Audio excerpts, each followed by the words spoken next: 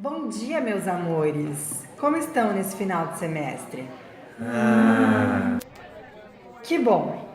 Na aula de hoje eu vou ensinar vocês sobre a culinária da França e da Itália. Olha só que maravilha! Eu tenho descendência italiana, já fui até na Itália nas férias. Mas eu vou ensinar vocês o que os avós não ensinaram e vou fazer isso dividido em 4 tópicos, ok? Vocês podem interagir comigo. Primeiramente, vamos começar do início. Alguém sabe quais são os principais fatores desses dois povos que influenciaram e que são identificados na alimentação brasileira?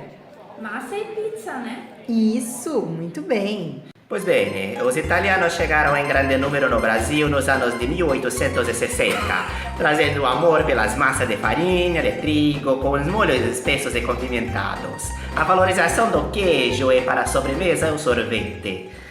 Já os franceses chegaram em número bem pequeno, tímido até, mas mesmo assim nos deixaram muitos hábitos e comportamentos alimentares, com o champanhe, os vinhos, a preparação de festas e cerimônias, o modo de servir, o buffet e a elaboração de menu. E os vinhos do sul? Quem trouxe, prof? Isso foi introduzido pelos italianos, já que eles trouxeram da identidade deles o cultivo da uva. E alguém arrisca dizer os principais alimentos, nutrientes e métodos que identificam essas culturas? Ninguém? Então, o principal ingrediente proveniente da França é, sem dúvida, o queijo. E a peculiar introdução das trufas, que são um tipo de cogumelo que pode ser consumido cru ou cozido. Observação sobre a culinária francesa seria a nítida diferença entre a região mediterrânea, que usa o azeite de oliva para cozinhar, e o norte, onde predomina a manteiga.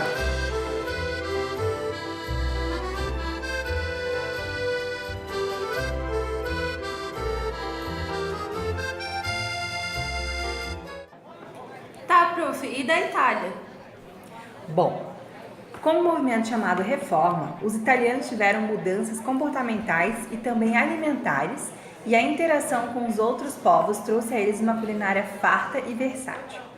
Mas, sem dúvida, a marca ancestral dos italianos é o uso da farinha de trigo, utilizada para a confecção de massas. Podem citar alguns exemplos de massa, por favor? Parafuso, espaguete, Penne. Rigatoni também, né? Mas que maravilha! Conhecem vários tipos, parabéns! O misticismo da Itália chegou até mesmo quando os assuntos eram as massas. Eles acreditavam em um calendário zodíaco para escolher a massa certa a ser consumida, por exemplo. Uma pessoa do signo de Escorpião deveria comer massas leves e feitas com ovos, como cabelo de anjo. Já que eram do signo de Urso, podiam comer massas pesadas, como lasanha e rigatoni.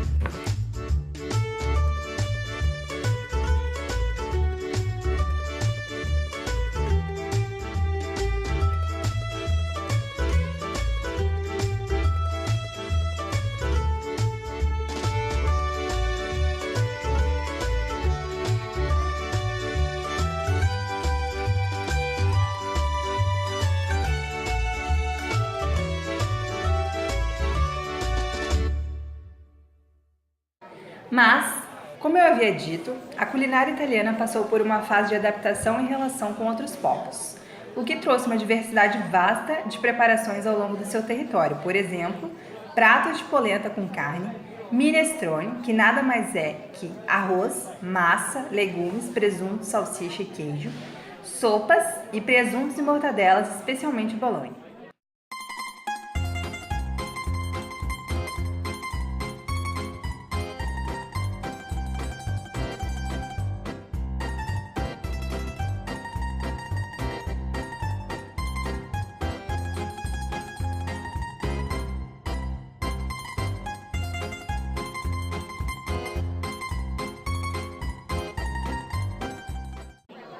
Todos esses pratos são típicos, porém a variação do clima que determina o paladar da sociedade e quais pratos são mais adequados.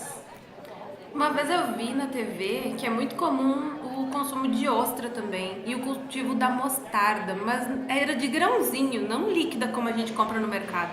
É verdade. É nesse programa de TV que falava do costume deles? Dizia que horários eles fazem as refeições? Se tem alguma peculiaridade? Eles comentaram que as refeições francesas eram geralmente começadas por prato de sopa, que podia variar dos caldos claros, e os cremes espessos também estavam nessa primeira refeição.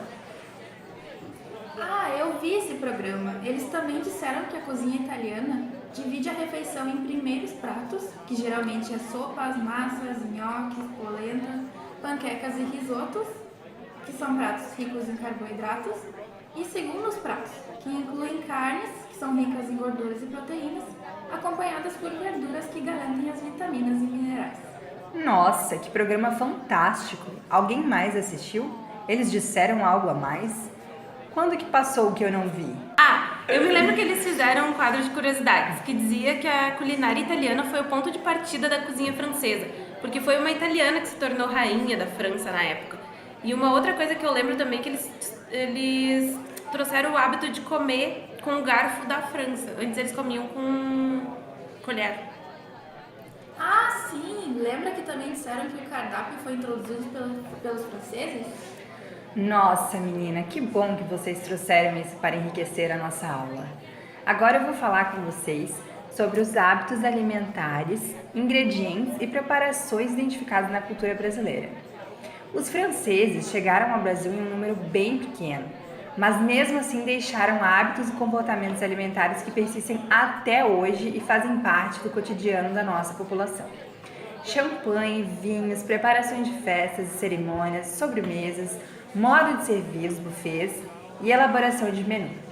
Por outro lado, os italianos chegaram ao nosso país em um grande número nos anos de 1860 e nos deixaram como herança hábitos que continuam bem atuais. O amor pelas massas de farinha de trigo, com os molhos espessos e condimentos, a valorização do queijo e, para a sobremesa, o sorvete, gelato. A festa da uva aqui do Rio Grande do Sul é uma festividade trazida da Itália também. Quando os imigrantes italianos chegaram no Brasil, não encontraram exatamente o que estavam acostumados a ter como ingredientes na Itália e tiveram que ir se adaptando aos poucos. O expressivo consumo de fubá por parte dos imigrantes para fazer a polenta não passou desapercebido pela sociedade hospedeira, que logo começou a ver esse alimento como um indicativo de identidade dos italianos, mas configurando uma identificação negativa. Italiano polenteiro era uma expressão costumeiramente utilizada por representantes da sociedade receptora para estigmatizar esse imigrante. Alguns pratos tipicamente italianos que também vieram com os imigrantes e que se tornaram parte da gastronomia são a pizza, os salames e o panetone, tão amado nessa época do ano, né?